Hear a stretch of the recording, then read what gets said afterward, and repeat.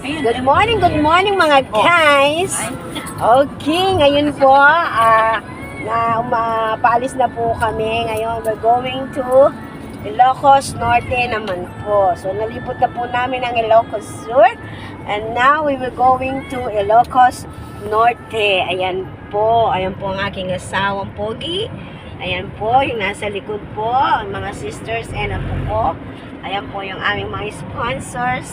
Ayan po, mga madams and sir, our driver. At especially my apo, Gab-Gab. Oh, anong kinakain mo, Gab? Ano yan? Cookies? Macaron cookies? Ano pa dito? Okay, ayan po guys. So, pagdating po namin ng Ilocos Norte, I'm going to show you po kung ano po yung mga magagandang places po na pupuntahan po natin. So, see you guys! Ang hirap sa sweets, no?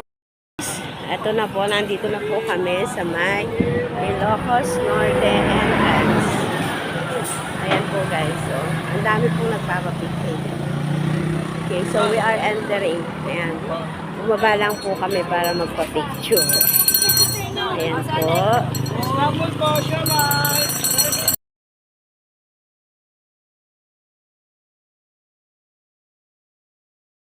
Hey guys!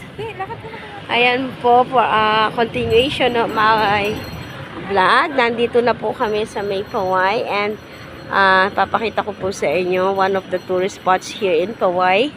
Ito po yung tinatawag nilang Paway Church. Ayan po siya guys. So,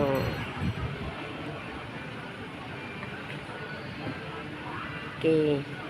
One of the oldest church here. Ayan po guys. Ayan.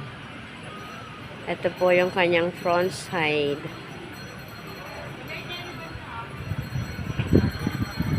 Okay, ayan po oh. Ganyan, Gabo. Tignan mo si Tata. Gabi. Gabi, ganyan. Tapos may dalawang hands mo. Mataas mo ba? Tingin ka dito. Okay, Paway Church. Ayan po oh. Ayan. Okay, dito daw po kami magla-lunch. Ito po yung nakapalibot na building.